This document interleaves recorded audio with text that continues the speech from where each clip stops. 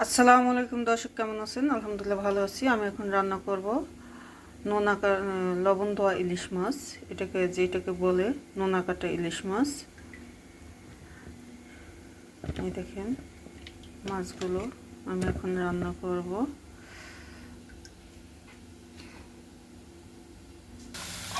চুলায় দিয়ে দিচ্ছিলাম, পেঁয়াজগুলো ভেজে নিচ্ছি।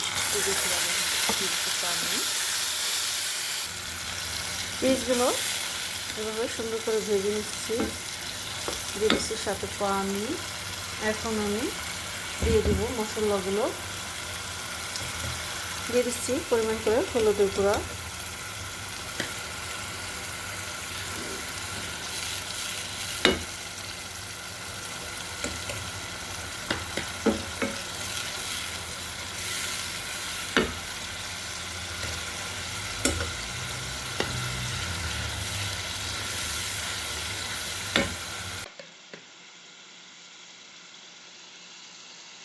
দিয়ে দিচ্ছি ধনিয়ার গুঁড়া,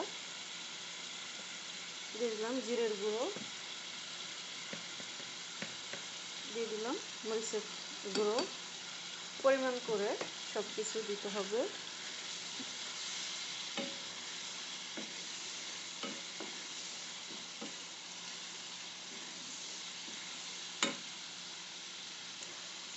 আর একটু পানি দিয়ে আমি কষিয়ে নেব।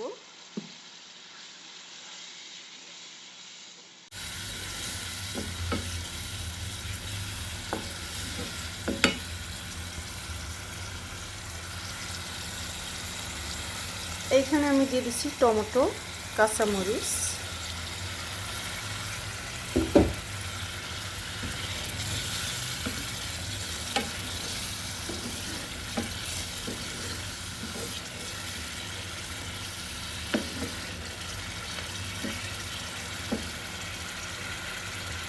ভালোভাবে সুন্দর করে এগুলো নেড়ে চেড়ে আমি এখন কষিয়ে নেব। মশলাটা আমার কষানো হয়ে গেছে, এখন আমি দিয়ে দেব মাছগুলো। এই মশলার মধ্যে আমি লবণ দিইনি, মাছটা হলো লবণ দেওয়া, যেহেতু নোনা কাটা ইলিশ মাছ, তাই আমি লবণ দিইনি।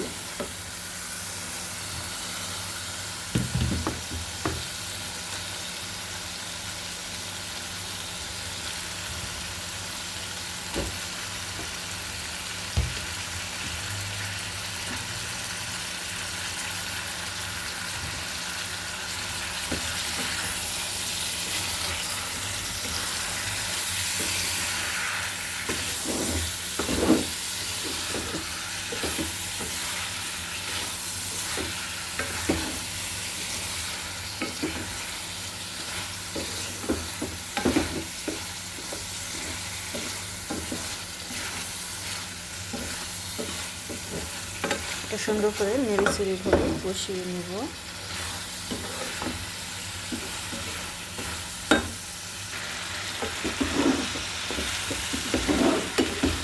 মাছগুলো এভাবে সুন্দর করে কষানো হয়ে গেছে, এখন আমি দিয়ে দেব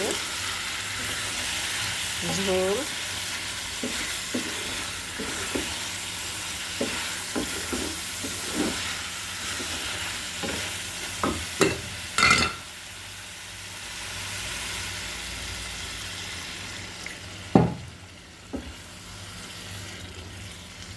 মাছটা আমি ভুনা করব, বেশি একটা ঝোল দিব না।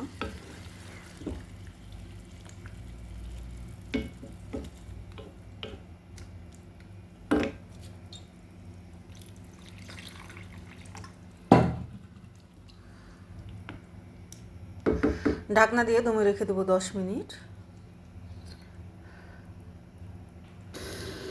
10 মিনিট পর চলে আসলো।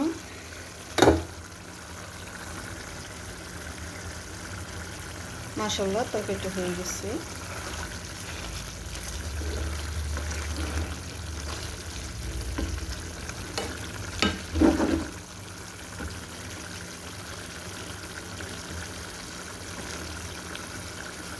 নোনা কাটা ইলিশ মাছ ভুনাটা কেমন হলো সবাই কমেন্ট বক্সে কমেন্ট করে জানিয়ে দেবেন। ভালো লাগলে লাইক দেবেন, শেয়ার করবেন। চাইলে আমার মতন করে এভাবে রান্না করে খেয়ে দেখতে পারেন, আশা করি ভালো লাগবে। সবাই তাই ভালো থাকেন, সুস্থ থাকেন। খোদা হাফেজ। আবার দেখা হবে নতুন কোনো রেসিপি নিয়ে।